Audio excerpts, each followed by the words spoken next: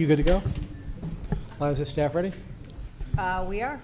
Do we know how many people are here for? I will get there. Can you get the sheets from the hall?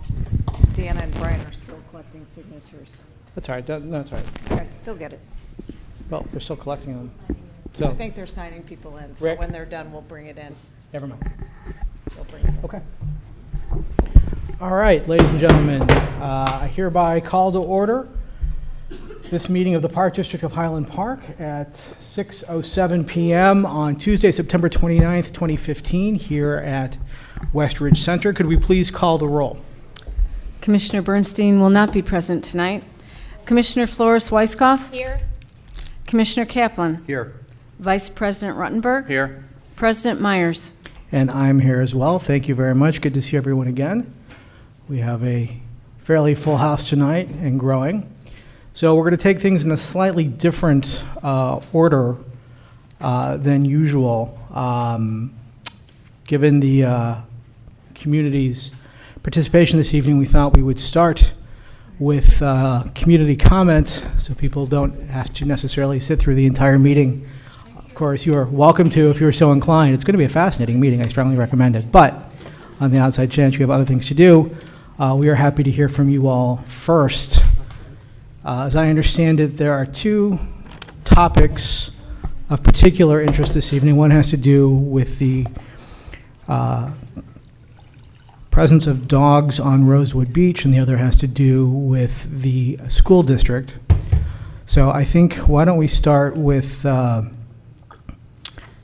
the Rosewood dog situation first. We'll hear from those members of the community, and then we'll talk with those of you who are here, or at least listen to those of you here from with an interest in discussing the school. So,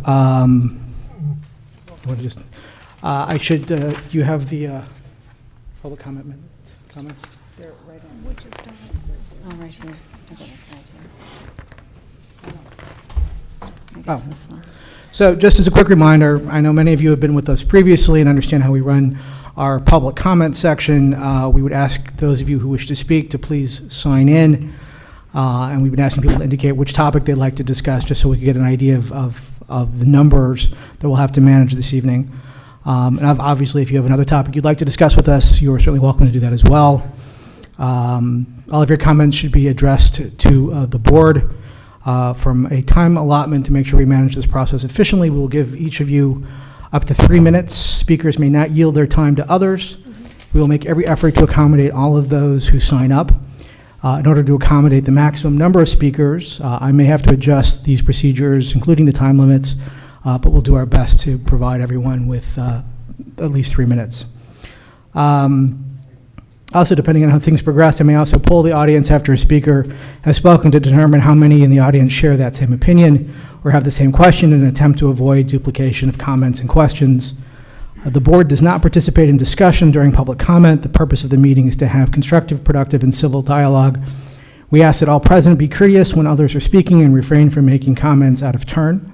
We are aware that passions run high on a variety of these issues. However, decorum and civility are to be maintained. Please remember that those of us here are neighbors and friends, and all of us are here for what we believe is best for our community. So let us all please treat each other with respect. All right, with that in mind, why don't we hear from the community about Rosewood first?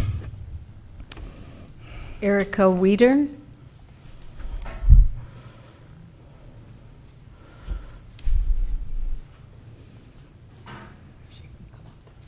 Yeah, if you would please speak from the podium. There's a microphone there. Smile for the camera so we have that captured for eternity. Hello, everyone. My name is Erica Weider. I live at 328 Marshman, and I am here because I'm not going to ask for a dog beach at Rosewood. We've never had a dog beach. We don't want a dog beach at Rosewood. Lots of us have always enjoyed the leisure time pursuit of walking a dog along the beachfront path. There is a new ordinance in Illinois banning pets on bathing beaches. It's sweater weather. Can we please not enforce a bathing beach ordinance in the off-season? Thank you. Thank you very much. Laura Surratt. Sarah, thank you.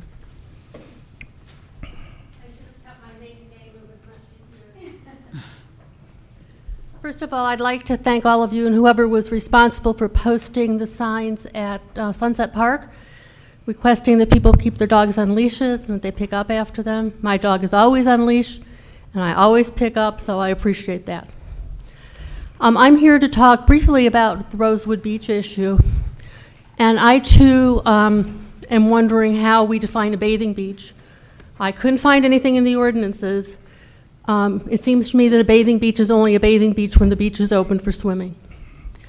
Today I called the Glencoe Park District, and they do not enforce their dogs on leashes, walking on the beach with their owner, from September 15th to May 15th. So what I want to ask is that the board reconsider our ban to allow those of us who like to walk with our dogs for health reasons or for whatever other reasons.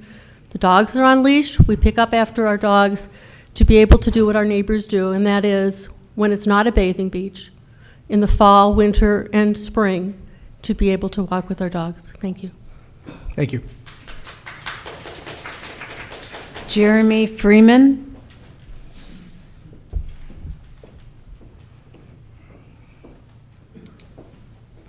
Thank you. The only thing I would like to amend to that is, even when the beach is a bathing beach, but between the hours of 5 a.m. and 9 a.m. and 5 p.m. and 9 p.m., that we be able to walk our dogs as well. Because when we go for walks through our neighborhood, we don't just stop in the summertime going down to that beach. Thank you. Thank you. Ellen Waltman.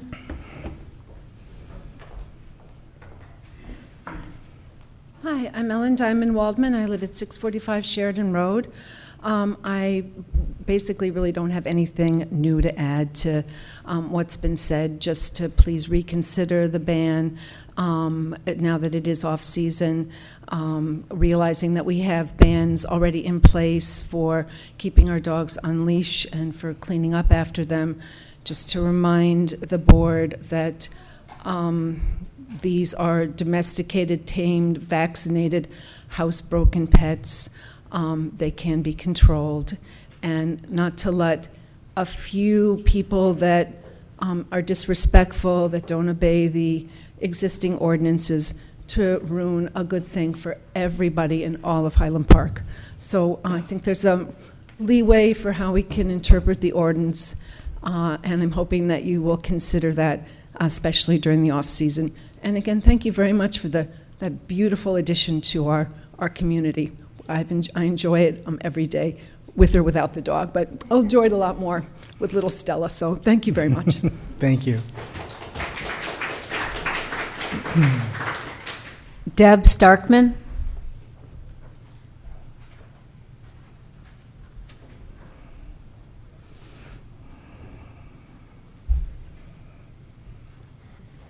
Hi, I just also wanted to add my voice to allowing the off-season access to the boardwalk, as was put by other people before me. We're not advocating it as we don't want a dog beach. We merely want to be able to walk on the boardwalk as before in the off-season. And we appreciate your continued looking at this as a possibility. Thank you. Thank you very much. Michael Starkman. I'm going to guess you agree with her. If I didn't. I think I too support what everyone has said about allowing dog walkers and their dogs on the beach. Let's try it in the off season, see how it works, see how we do. There's another aspect to this, and I think one of the last meetings we heard impassioned testimony by a woman who walked her dog on the beach, ran on the beach with her dog for years and years, and she felt secure with her dog. She feels less secure at the hours she can run without her dog. This is a beach that is in large part isolated, and what you have in the dog walkers is an opportunity to have sets of eyes and ears on the beach who have cell phones and people who can report something that needs to be reported. It's a safer beach if you have dog walkers. The people who are walking on the beach regularly year-round are dog walkers. We had an incident, I think, in the news last week where a cigarette thrown into a trash can did some significant damage to the boardwalk. I don't know the details, but who knows if in a situation where something like that is taking place, an additional set of eyes and ears could be helpful in at least mitigating some of the damage or some of the other harms that might come to people or property. So I think it's time to give it a try. Let's see how it works, and hopefully we can continue it as a year-round opportunity for those of us who really don't have an opportunity to enjoy the beach. Thank you. Thank you. Is there anybody else here this evening that would like to discuss Rosewood with us? That's the last name we have on the list for this topic.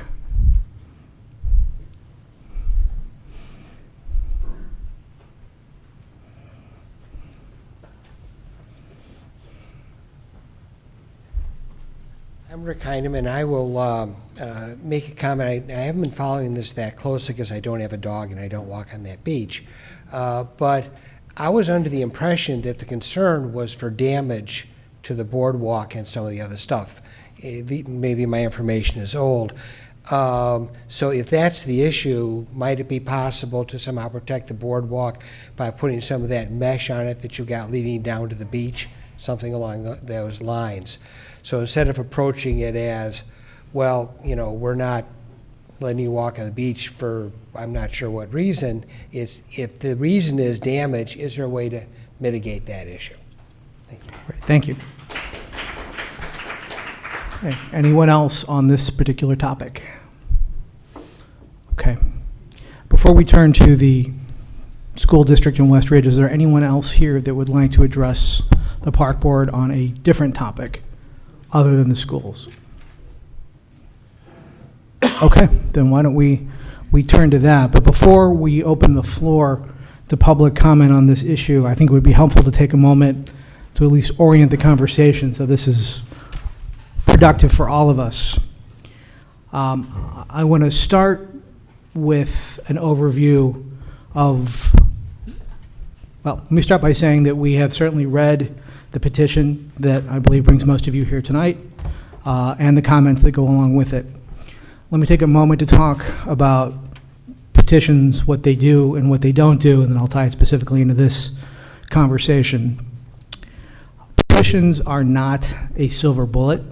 It is not the case that if a certain number of signatures appear on a petition, that means the park board is necessarily going to agree with the comments in the petition and comply with the request, nor does it mean that we won't. What petitions do is it puts the park board on notice of a concern, and it invites us to do additional investigation, research, understand what the concerns are, what the community's interests are, and then try and reach an informed decision about how we're going to proceed. And I think the Olson Park experience exemplifies that. The reason the park board decided not to go forward with the discussion with the school district about Olson Park was not because there is a petition with a lot of signatures. It certainly alerted us to the community's interest in the topic. The reason we decided not to proceed with that conversation was because the park board did not believe that that option was in the best interest of the community, of the park district, of our constituents. We reached that decision based on our research, our investigation, our green print, our planning, our analysis, as is certainly informed by the comments from the public. So, two, we have this petition involving West Ridge, which, as I mentioned, we have read. And the fact that it has been signed online by, I think, 858 people I'm looking at, does not necessarily indicate that the Park District agrees or will comply with their request in there. What it means is we will look at it, we will consider it, and try and understand what the issues are. And what I can tell you is in reading the petition, I will put it generously and say I think that there is some significant misunderstanding of what it is that the Park District has presently agreed to do and what we have not agreed to do. So let me explain what the status quo looks like as we sit here today. And then hopefully that will inform your comments to us, because I certainly want to make this a productive use of your time. For those of you who either were at the meeting when we were with the school board, or saw it on video, or read the reports, it is not the case that the Park District has agreed with the school board that we will give them Westridge Park, that we will allow them to pave it over and build a school on this property, which I think is the implication of the petition. So that is not where we are. That is not what we have agreed to do. The only thing the Park District so far has agreed to do is to sit down with the school district and have a conversation with them about their vision for this property, their vision for their other properties, and to see if there is a way to reach a meeting of the minds as to the highest and best use of our respective facilities that meets the interest of the school, that meets the interest of the park board, and the interest of you all and the community. And that is a conversation that we are presently engaged in. That does not mean that we will necessarily wind up reaching an agreement with the school board. What I can tell you, it certainly does mean that there is no intention on our part to allow the park to be paved over. We are, I think, as we demonstrated with Olson, very sensitive to the preservation of green space. We understand this is a community park and that community access is important. We understand that there are play facilities here and that those are important as well. And we're in a position now to have that conversation with the school board and see if, given those interests and concerns, we can find a way to accommodate those interests while still allowing the school district to get to where they think they need to be. We're not making any public statement as to our view of the school district's plan. For those of you who are here tonight to tell us that you don't like the school district's plan, I will tell you candidly, we are not the audience for that conversation. I would certainly encourage you to have that conversation with the school board. I know many of you have.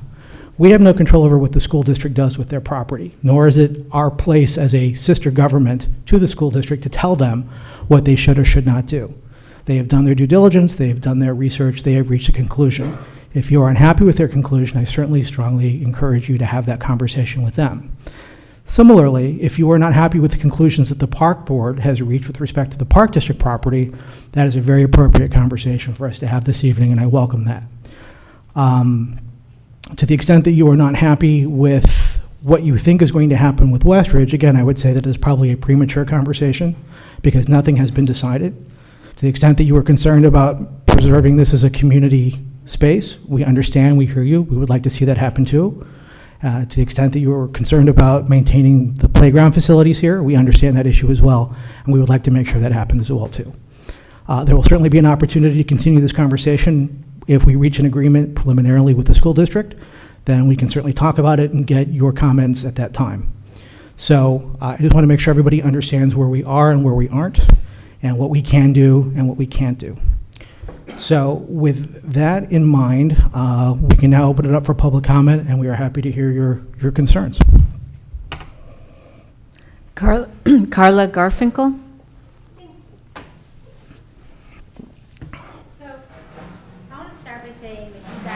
Awesome. I love Rosewood Beach. It is such a great addition. Congratulations on Deer Creek Racquet Club. Like, wow, the Tennis Association. So many fabulous things are going on. And, you know, when you think about what the Park District used to be and what it is now, you know, it really makes me very, very proud to be a Highland Parker. So when I was young, a mom said to me when I was a new mom, you got to get the Park District catalog as soon as it comes out because people live and die by it, right? Because when you have a kid who's in preschool, or younger, first thing you do is you look to see what the activities are. And the one thing I remember all these years later when my kids are grown was that at the back of that catalog is a wonderful map of Highland Park. And it's one of the things that my realtor had actually shown me that sold me on moving here. And I blew it up so that everybody could see it. But this is what it looks like. And Pardon my interruption. Would you mind just using the microphone if you could? I know you've got visual aids that you need to hold up. I just want to make sure everyone can hear you and we can capture it on our video and audio. Springsteen is my phone ringing. Fantastic. The boss is in the I house. thought I'd get a little bit of music going. Pump it up. All right. So this is a map of Highland Park, and all of these dark areas are where the Park District has properties. And what I did is I took this map from the back of the catalog, and I divided it into, can I just talk louder? Because I have kind of a loud voice. And I divided it into regions, into quadrants, so that you can see all the different areas of Highland Park. And now, again, because I'm old, I'm going to use some glasses here. Up here, 89 acres of beautiful space, Heller Nature Center, where my kids had all their parties, one of my favorite places in the world. Next to it, you have Danny Cuniff and Centennial. You have, all told, because you also have Sleepy Hollow Park, you have Old Elm, so you supplement these big areas in this quadrant with additional beautiful parks here, 84 acres of park area. Coming down, it's so great that you saved Olson, but without Olson, there would have been 70 acres just with Prairie Wolf, and then you have all of these wonderful... Carla, excuse me, this might help you. Oh, well, thank you. Well, that makes me happy. Good, now you can use the microphone. I think that everybody can probably hear me. We need it for the people watching from home, so if you wouldn't mind, that would be great. Thank you. So I did this 10 years ago at a school board meeting, and I was really loud. So, I want to be careful here.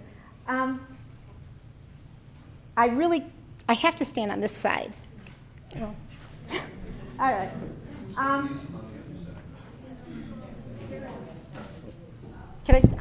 just hold the microphone like I'm a singer. So, all right, 89 acres, 84 acres. You have Prairie Wolf, which is 70 acres. And then around Olson, you have the Highmore Nature Reserve, you have Cloverdale, you have Sherwood. And just so I can, obviously these are quadrants.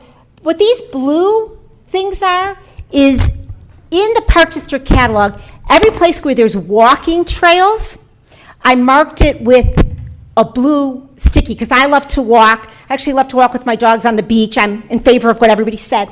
But I love to walk any place. And so where there's a walking trail, I put a little blue sticky. So you can see, not only does the Park District do a wonderful job of having so much open space that you're preserving for Highland Park, but a lot of beautiful walking trails. So even without Olson, you would have had 70 with Prairie Wolf plus 21. With Olson, 41. So wonderful Park District accommodations in that quadrant.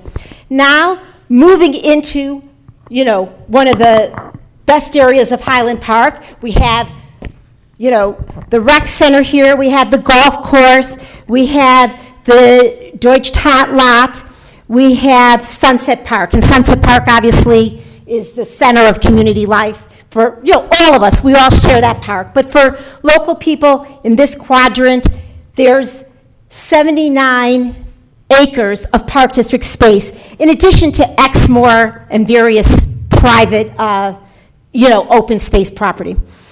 I'm going to skip this quadrant for a second because it's a sad quadrant, so I'm going to save it for last.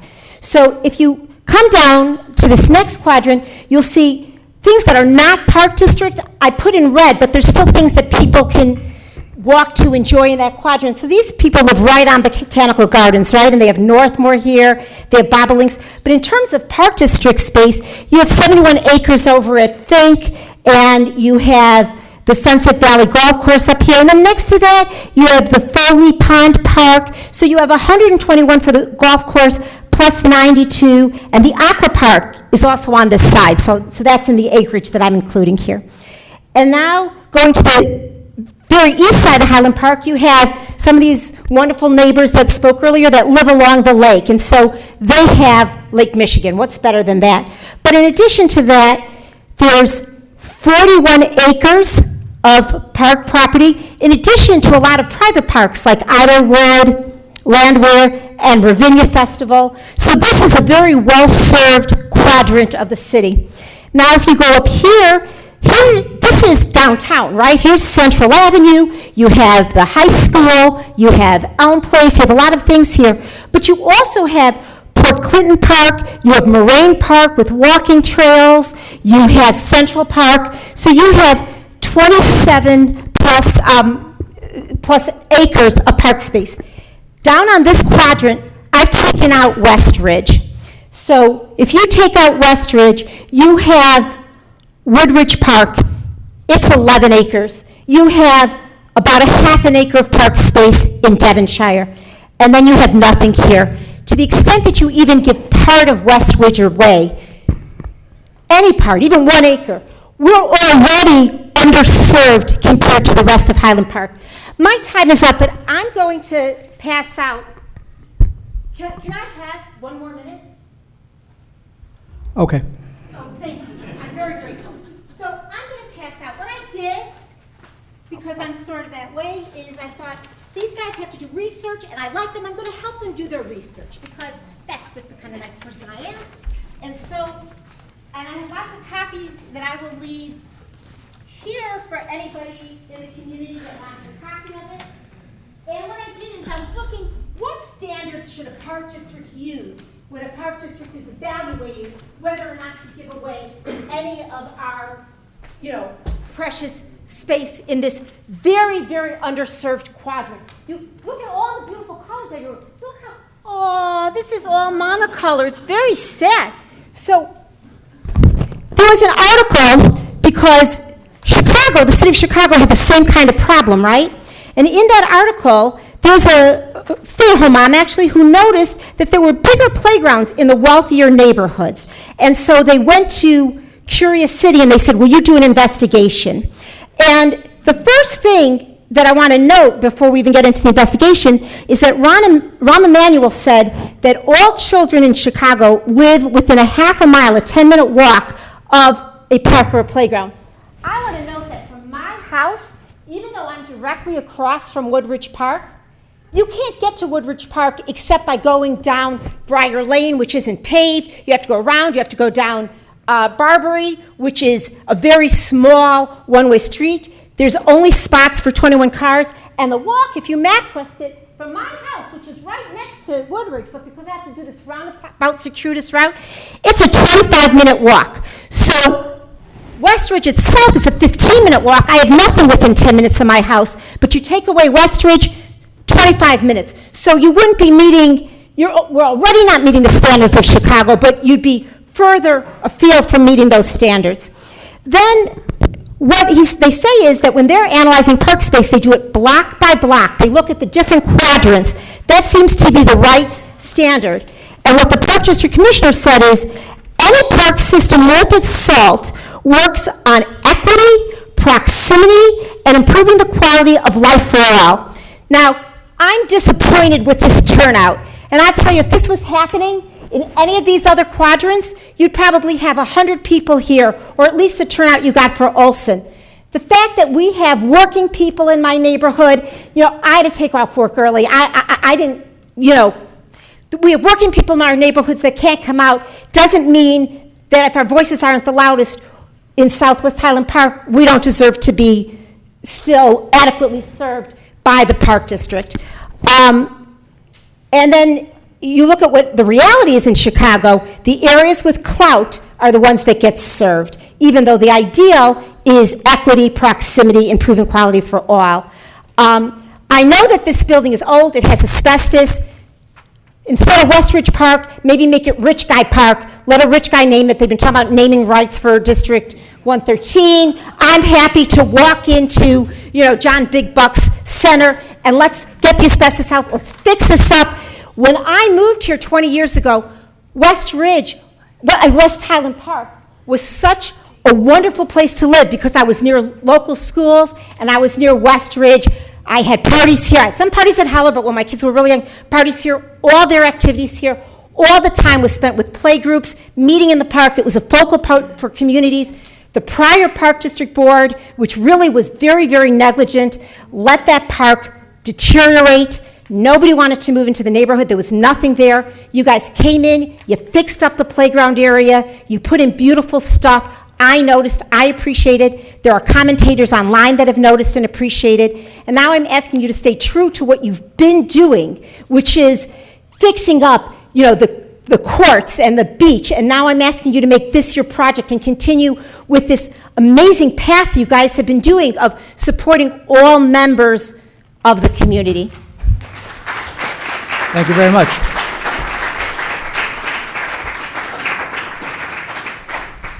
Alex Brunk.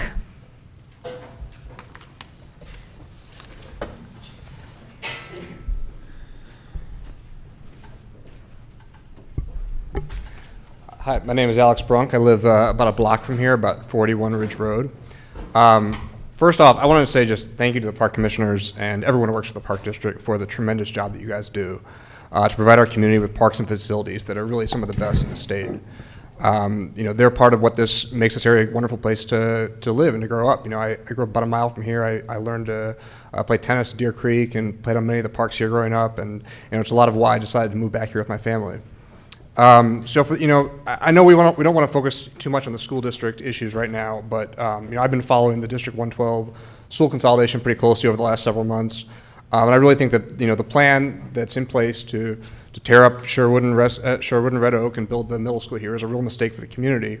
Beyond all the others associated with that, one of my biggest concerns is the loss of the neighborhood park and playground here. Which is why I started the petition, a few weeks ago to save West Ridge Park. As you mentioned, in only a few days, we got over 800 signatures, and I'm clearly not the only one who feels this way about losing this space. I was really happy to hear you speak a few minutes ago about that you've heard the concerns about the loss of community space in the playground for little kids here. I've got a 2-year-old. We're here all the time. It's really a nice place for the community to use, beyond just the presence of playing fields. The one thing I did want to mention is that, there's been some disagreement over the petition. There's been certainly discussion on social media about, well, are we really, we're going to put these driveways through the park. They're really not going to take up that much space, so we're not really paving over that much. To me, and then, as you just mentioned, the plans are all very much still in flux. There's a diagram that's been put up by the school district, but nothing is set in stone. Well, however, I'll say, if you do look at the diagrams in detail, as I'm sure all of you have, and I'm sure many people in the community have, there's, a lot of this space, is going to still be green space. There's going to be a brand new outdoor track. There's going to be baseball diamonds. There's going to be soccer fields. There's going to be a lot of parking. And it really looks fantastic if we wanted a high school in this neighborhood, because that's essentially what we'd be getting. We'd be getting a building the size of a high school and, amenities around it like you would have it at Highland Park or Deerfield High Schools. That's not the same thing as a community park that people use, that people bring small children to during the day. Honestly, whatever we do with this land, whatever the actual layout is, the uses of the properties are very different when you're talking about a community park, when you're talking about a school district grounds. If the Park District goes forward with plans to close the Highland Park Country Club, you could leave the greens, the fairways, the sand traps, the golf cart paths completely as they are. It still won't be a golf course anymore. It's ultimately, the use of the land and the amount of space we have, the amount of grass we have, they're really two different questions. If the property is transferred to the school district, it's going to be off limits to the public during the day. And we're going to have these driveways running across the park, as well as probably a general increase in traffic. And that's going to make this really a less safe place for kids to play. So, I do think West Ridge Park is in danger. I really urge the Board of Commissioners to reconsider this plan. And I really ask you, you really think about, not throwing this park literally under the bus, and, responding to people in the community who have risen up and said, this is not a plan that we want. Thank you.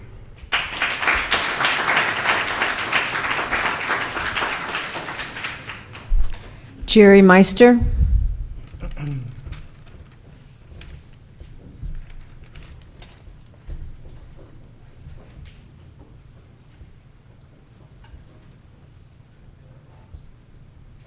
Thank you, Mr. President and members of the board.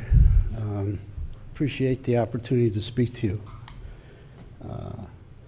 I just became aware of this meeting tonight, and I have a special, deep interest in the success, in the real success, in the proper direction of the District 112, and the way they're going to achieve their goals. I have been involved in the superintendent's committee formed 3 or 4 years ago, and I've sat especially close to the district as they have been putting together their plan. In fact, I might say that when they were looking at different sites to do a middle school, I'm the one who said, this is the site that they should do. Okay? But what I didn't know is I didn't understand the complexities and the potential danger it offered to the community. It offers to the city. Because I feel very, very strongly that it'll be very disruptive to do a middle school in this community. It will impact our taxes and our values of our property. And you say, why? Because I think that there is a sliding demise of population coming to live in Highland Park only because of the taxes, okay? This will be a big tax burden to the community. And it's nice to hear that, or see people who have finally come out to listen to what's going on in their community. I was against 113, the first referendum and the second referendum. I marched from door to door and no one got involved. No one listened the second time around. They pulled a little shenanigans the second time around. That's how they won. But if you go look and see what they've done with your money, our money, my money, take a look. Take a look at Deerfield High School. Take a look at the stuff that they're building at Highland Park High School. It's shameful. It's shameful. So now, School District 112 wants $150 million of our money plus what they're going to add to it, okay? And I say that's wrong because what they're going to spend on the middle school property here, and for your information, if those who don't know, I'm an architect. I've been involved in this process for a long time. And I would say that 70 to 85% of those dollars will go towards the middle school, and that the other 6 schools will not get enough money to retrofit them to bring them up to the standards that they say they're going to achieve. Why do I say that?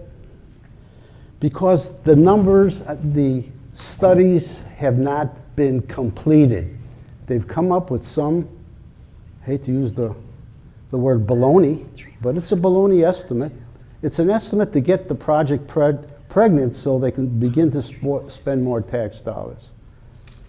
I'm not going to get into what you do know about how that process works or you don't. Okay? But I would tell you that there will be very little amount of money devoted to the 6 grade schools. Okay? Neighborhood schools have meant a lot to this community over the years. My kids have all gone to Sherwood. My grandkids have all gone to Sherwood, okay? Now, I'm not saying that we should maintain the 12 schools, no. There's another solution, and I brought it to the superintendent, and I brought it to the board, and they turned their head. There are 2 other sites that a middle school could be put, okay? Not a middle school complex. It's right there downtown. You don't have to bus kids for 45 minutes to bring them from here to there, from north side to the south side. Disrupt everything. Disrupt family life, because that is what it's going to do. Okay? My friend Jane Mordini, who I sat next to for a year and a half, and we shared a lot of thoughts and concerns, and I value her concerns about giving children a good education. And what's wrong with the education the kids are getting now? They're all doing very well. Do we need to build schools to meet a certain educational program? I don't think so. I don't think so. The dollars that we spend towards a middle school concept, okay, I'll be there in 2 seconds, please, okay, are going to disrupt the city. The city's not going to get the tax dollars. You're going to drive people away from coming to the school. Now, people can argue with me all day about that. But the facts are the population is sliding in Highland Park, okay? So I just urge you guys to consider attaching yourselves to this middle school complex. It doesn't belong here. It belongs to where it's been. Spend less money, get it to where it goes, okay? And make sure you meet the budget, because invariably they will not meet the budget even at $200 million. Thank you. Thank you very much. Hello, Singer.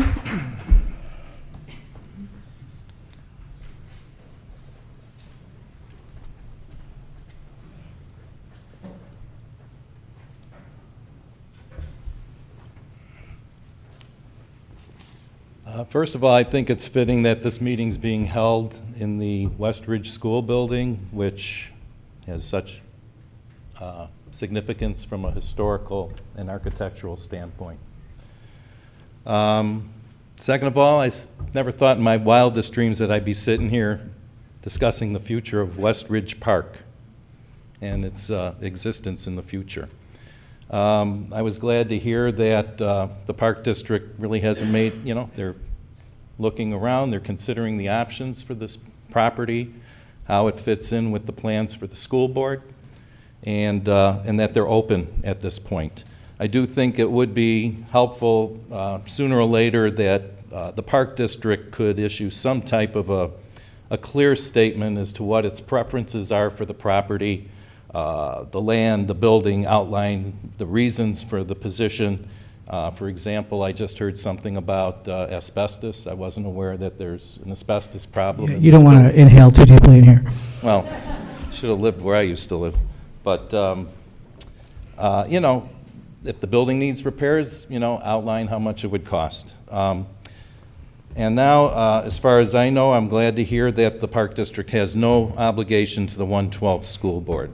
There is no mandate to facilitate, support, or enable what I believe to be a seriously flawed school reconfiguration site plan that includes the single mega middle school campus on the Red Oak Sherwood School property in the southwest corner of Highland Park.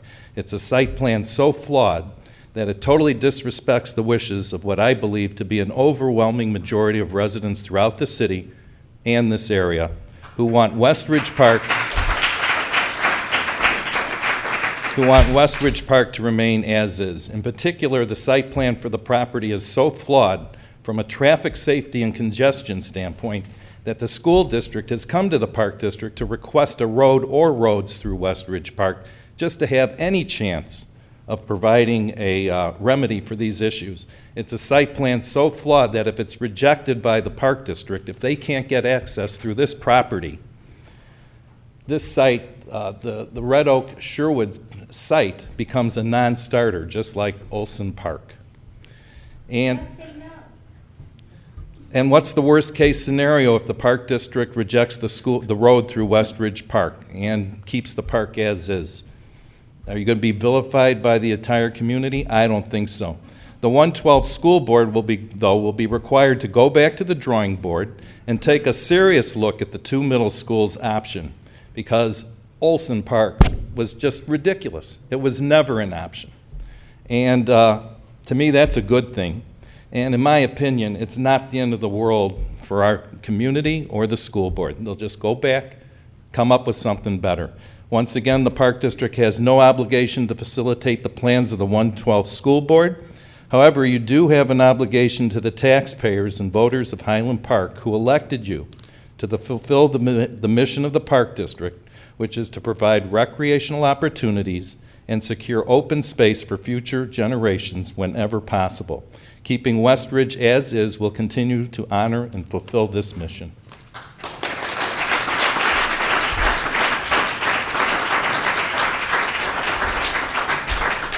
Jim Field.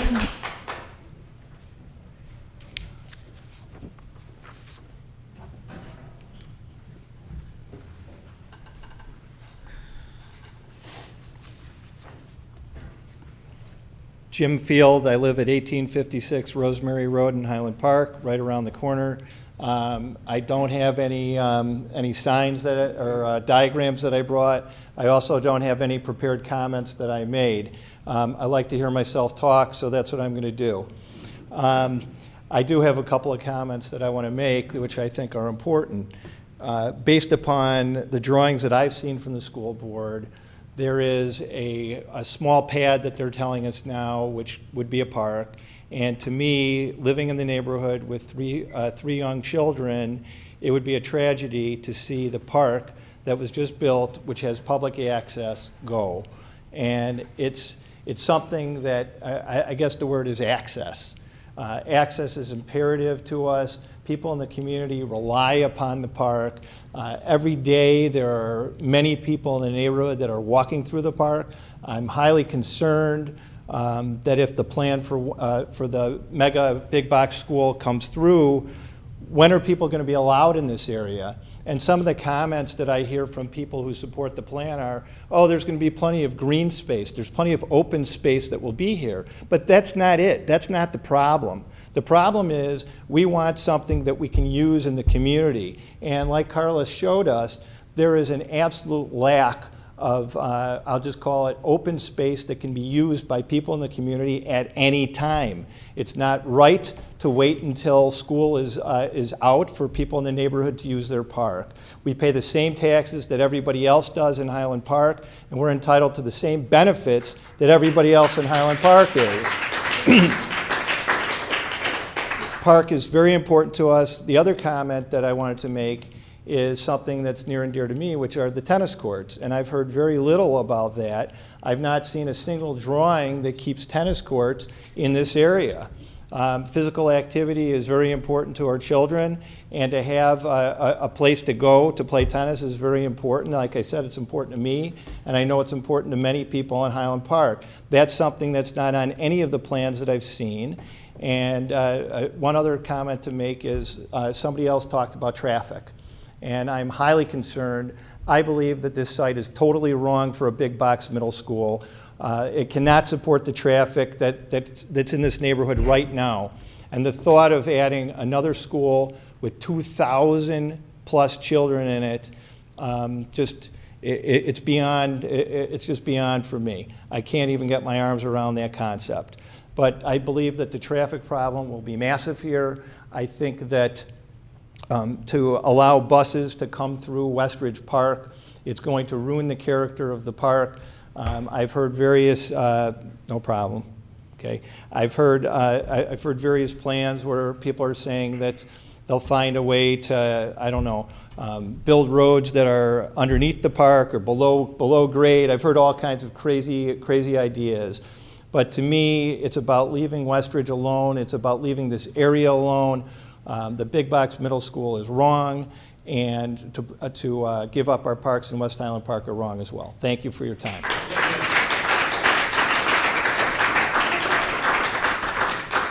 Michael Starkman.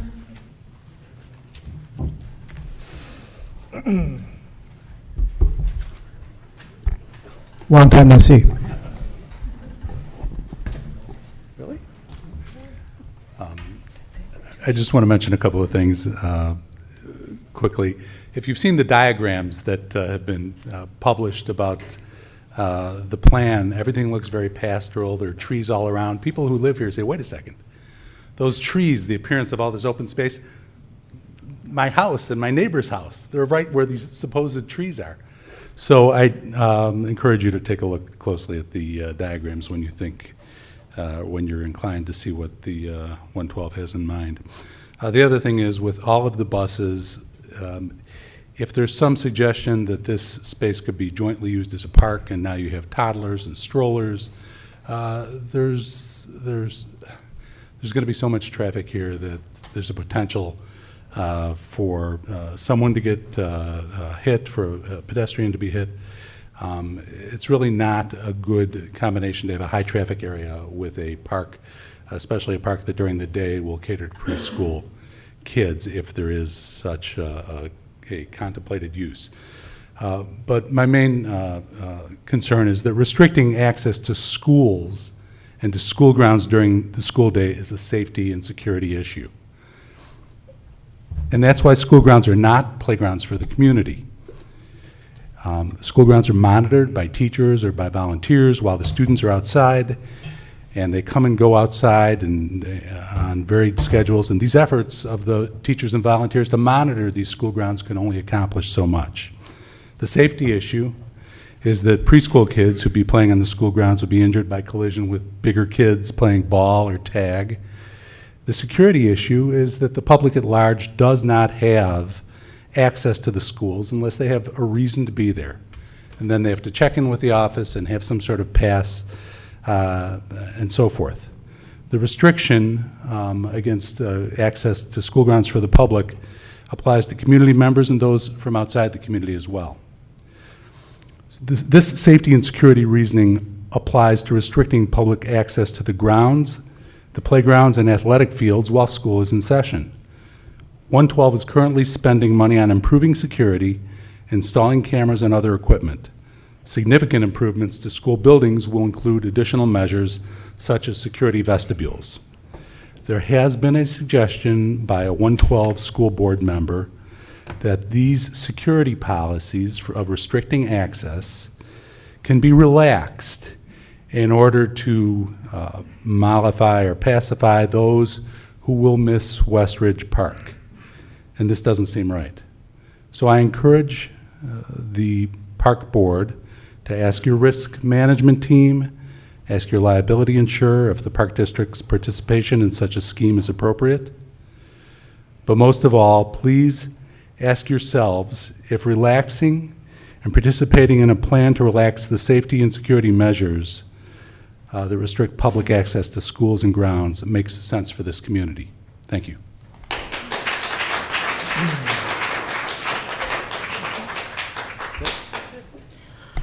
All right, thank you very much. That was the last person that we had signed in for this topic, but if there's anybody else who's joined us late or has not signed in but would like to speak, I'm certainly happy to open the floor. Would anybody else like to address the park board on any topic? Okay, then that concludes our public comment. Why don't we take a 5-minute recess to let those of you who are interested in moving on to adjourn, and then we will reconvene for the actual business on our agenda tonight at 7:05. If everybody would be so kind as to take their seats, we can continue. 10 minutes, we're in, we're out. I think this should go fairly quickly, although we do have business to attend to. So we've already dealt with public comment. Are there any requests from any of the commissioners for additions to the agenda? Any other topics you would like to discuss this evening? The boat launch? Please, I'm going to eat. I'm kidding. I think the answer is no. No one's here. I looked up before I Yeah, said but the it. camera's here. Yeah. Shoot. Kaplan in 2016. All right. So hearing no requests for other comments on the agenda, our next item of business is our consent agenda. You have listed in the agenda items A through D, which are items that were provided in our board packets or previously discussed at earlier meetings. I am going to make a request that we pull the August 25th meeting minutes for additional review. So I'm taking those out of our consent agenda. Are there any other requests from any of the other board members to remove items from the consent agenda? Move approval of the consent agenda as modified. Okay, we have a motion to approve the consent agenda as modified. Do we have a second? Second. Any comment or debate? Okay, can we please call the roll? Commissioner Flores Weiskopf. Aye. Commissioner Kaplan. Aye. Vice President Ruttenberg. Aye. President Myers. Aye. The consent agenda is approved as amended. That brings us to unfinished business. Our first item here is a public hearing on the Supplemental Budget and Appropriation Ordinance 15-01. A public hearing on the proposed supplemental budget and appropriation ordinance for the 12-month period ending December 31st, 2015 for the Park District of Highland Park is now in session. Kathy, would you please call the roll?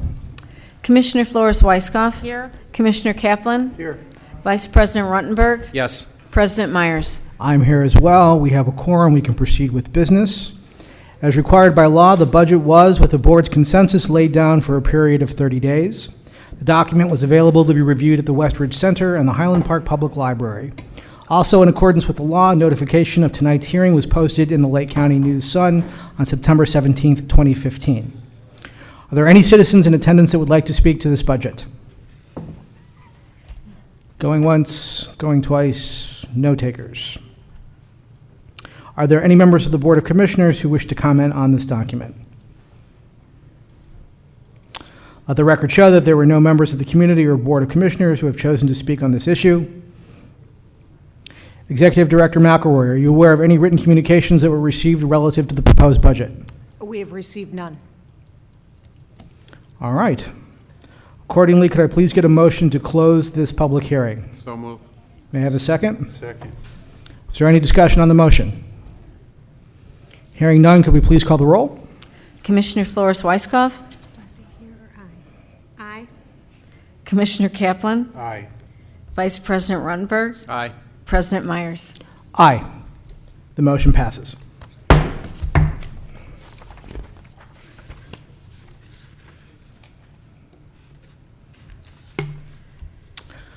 Next item on our agenda will be the passage of the ordinance. This would be the approval of the supplemental budget and appropriation ordinance 15-08 for the period beginning January 1st, 2015 through December 31st, 2015. Director Curtis, if you'd be so kind as to present on the ordinance.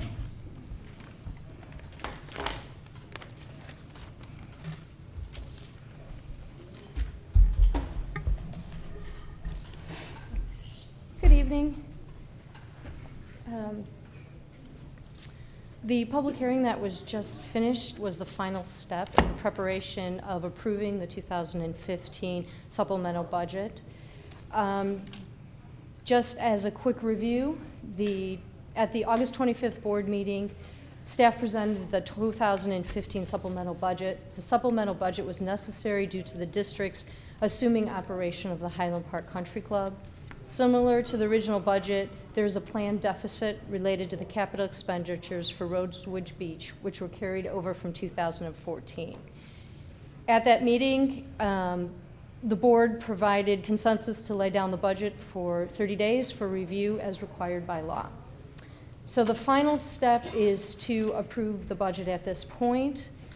Staff recommends that the board approve ordinance 1508, 2015 supplemental budget and appropriation ordinance for the fiscal year beginning January 1st, 2015 and ending December 31st, 2015 in the amount of $33,261,522.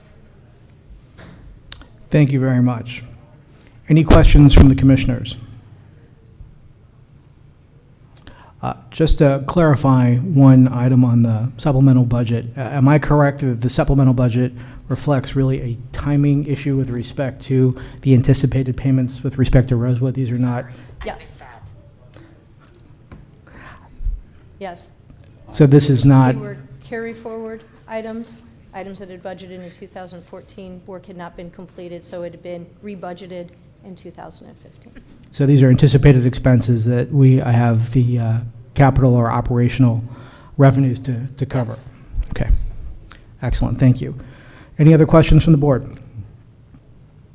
Okay. Could I please get a motion to approve the supplemental budget and appropriation ordinance 15-08 for the period beginning January 1st, 2015 through December 31st, 2015? So move. May I get a second? Second. Debate? Hearing none, can we please call the roll? Commissioner Flores Weiskopf, Aye. Commissioner Kaplan, Aye. Vice President Ruttenberg, Aye. President Myers. Aye. Motion is carried.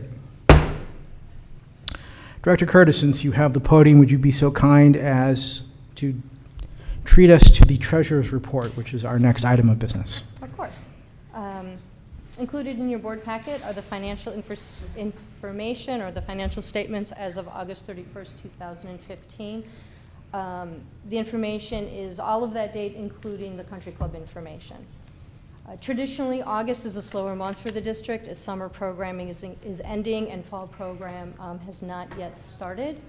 Due to timing, some expenditures related to summer activity are still outstanding. This should be corrected with the September financials. In conjunction with the 2016 budgeting process, which started in August, staff has been compiling projected year-end numbers and this information will be shared at the October board meeting. The first step of the 2016 budget process will be to review capital items. First, the Finance Committee will be reviewing those items, and then it will also be discussed at the October worksheet. The only other thing that I'd like to note is that property tax revenue was received during the month of September. To date, the district has collected 95% of the budgeted revenue, which is about $10.5 million.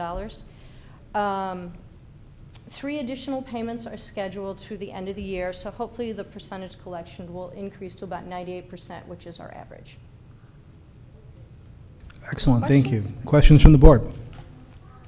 I don't have a question, but I have a comment that I think we all need to share, that we actually did receive the grants that we were anticipating for the interpretive center. Yes. Which I believe were always thought, we were a little bit uncomfortable about them because of the way the state was operating.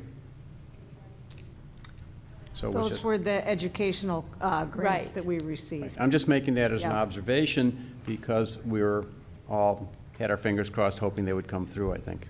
Correct. And on that note, we did have a representative from the Illinois Department of Natural Resources on site last week to conduct the final audit of the Rosewood project in anticipation of the release of the OSLAD money and the museum money. We are not holding our breath on that release, but we are hopeful. Well, it remains a when, not an if, so we will see. Yes, we will see. But it was encouraging to have a staff Very much person on so. site. Okay, Anything else? Okay, thank you. thank you. That brings us to the next item, which is new business, our director's report, Executive Director McElroy. So a couple of things before I get into the general report. And first and foremost, I want to introduce Natalie Lyman and Debbie Pierce, who have a special announcement about the Recreation Center and an event that will be taking place this weekend. It's being recorded. So behave. So Natalie and I are both so excited to be here tonight to tell you about the Recreation Center's 10th anniversary celebration coming up on Sunday, October 4th. We're going to kick it off in the morning at 8:15 with 2 of Highland Park's largest classes, group exercise classes.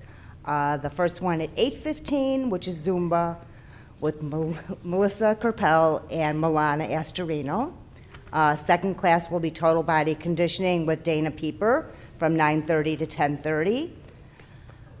Then we have a brief video montage showing the 10 past years of the rec center, interviews, little interviews with charter members, staff, followed by a ceremony recognizing our charter members. And these are members who have belonged to the rec center since before we even opened our doors.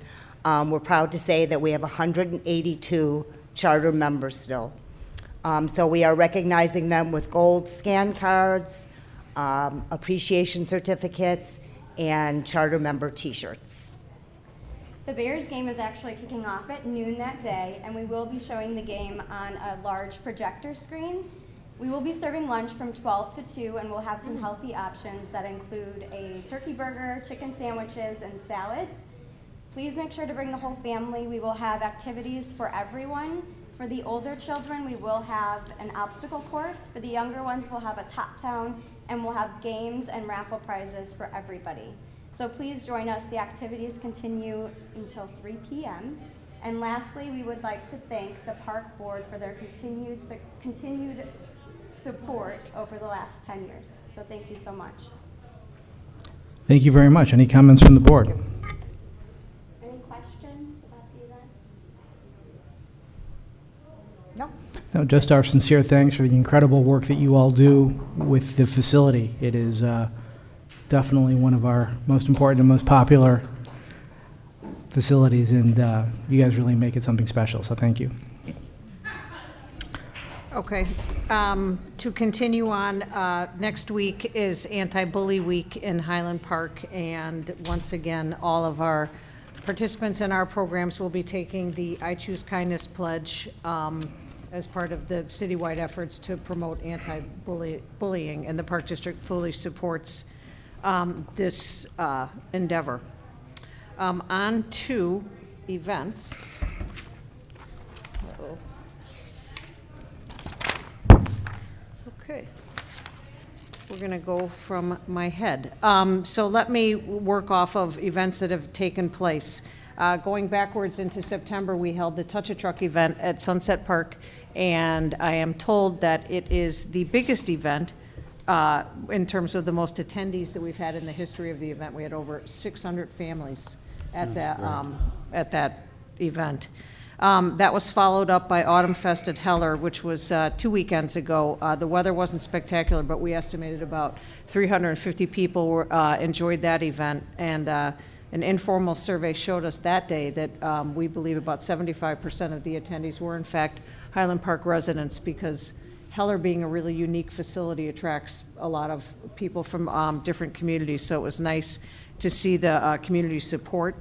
And last Thursday night, we had our very special event at the Deer Creek Racquet Club, recognizing that facility as a USTA Outstanding Facility Award winner. So that was a very nice event. So that is events past, and now I will move on to events forward, and we are talking Halloween, and nobody does Halloween quite like the Park District.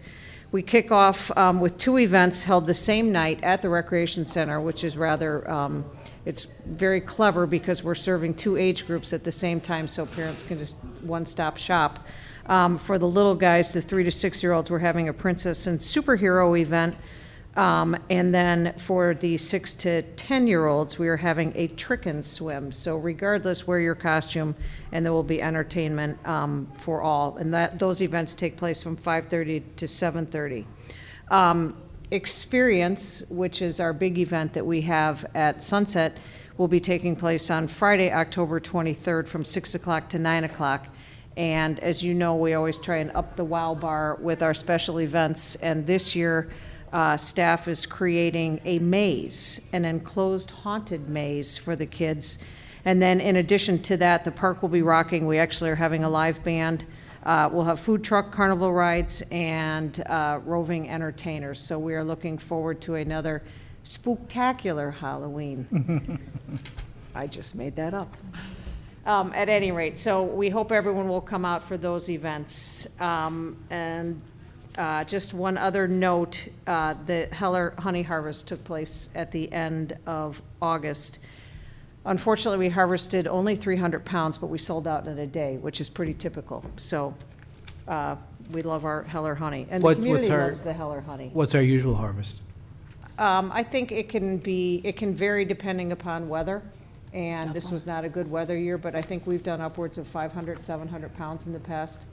So it is. But we're taking steps to stabilize our bee population and doing the best we can, but it's pretty cool. You know, that program has a lot of buzz. Okay. On that note, I think I will end my about the figure skating. Pardon me? Wasn't there a figure skating event? Yeah, we had I'm trying to think of what the name of the event that we had. Pardon me? The Grand Prix. It was an all-day event for figure skaters from all around, a competition that Centennial hosts annually.